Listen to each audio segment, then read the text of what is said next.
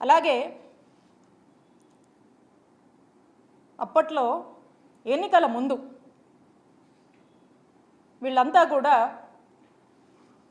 మేము అధికారంలోకి వచ్చిన 100 రోజుల్లో మీరు ఏదైతే మెడికల్ కాలేజ్కి సంబంధించినటువంటి జీవో తీసుకొచ్చారో ఆ జీవోని మేము రద్దు చేస్తాం అని మాయమాటలు చెప్పి ప్రజల్ని మోసం చేశారు.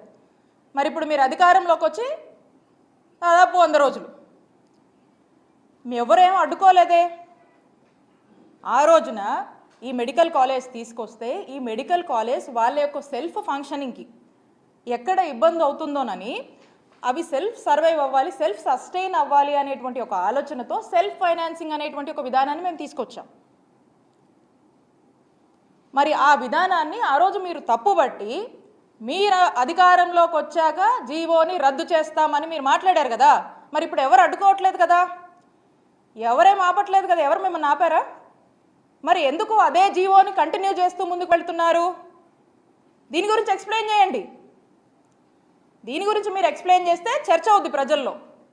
ఇవేవీ మీరు ఎక్స్ప్లెయిన్ చేయరు. దీని మీద మీరు క్లారిటీ ఇవ్వండి ప్రజలకి.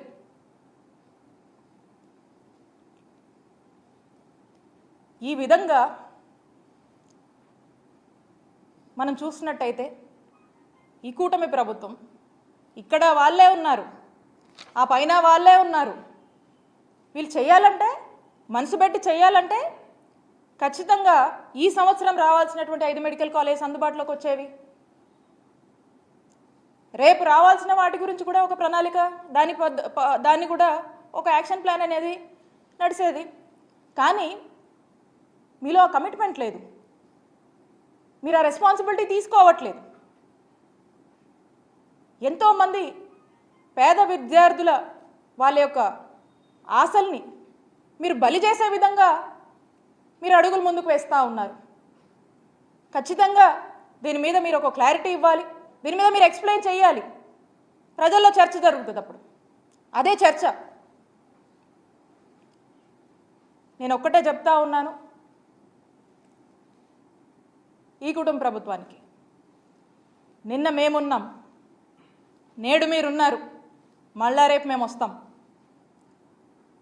గవర్నమెంట్ అనేది ఒక కంటిన్యూస్ ప్రాసెస్, ఇది ఒక కంటిన్యూస్ ఇన్స్టిట్యూషన్.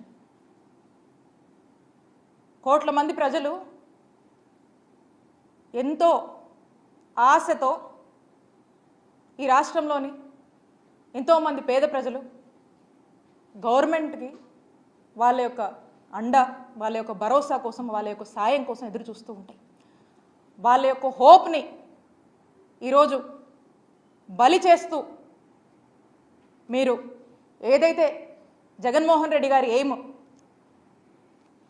ఈ రాష్ట్రంలో వైట్ కోట్ రెవల్యూషన్ రావాలి, ఈ రాష్ట్రంలో వైట్ కోట్ రెవల్యూషన్ తేవాలి, ఇక్కడున్నటువంటి మెడికల్ ప్రొఫెషనల్స్ దేశం మొత్తం కూడా వైద్య సేవలు అందించాలి, ఇక్కడున్నటువంటి పేద ప్రజలకు ఉచితమైనటువంటి నాణ్యమైనటువంటి వైద్య సేవలు ఈ రాష్ట్రంలోనే అందించాలనేటువంటి ఏం ఏదైతే ఉందో ఆ ఏమ్ని కూటమి ప్రభుత్వం మీ ప్రైవేటైజేషన్ పద్ధతిలో డిఫీట్ చేయొద్దు అని మీకు తెలియజేసుకుంటున్నాను. It's very sad and it's very unfortunate.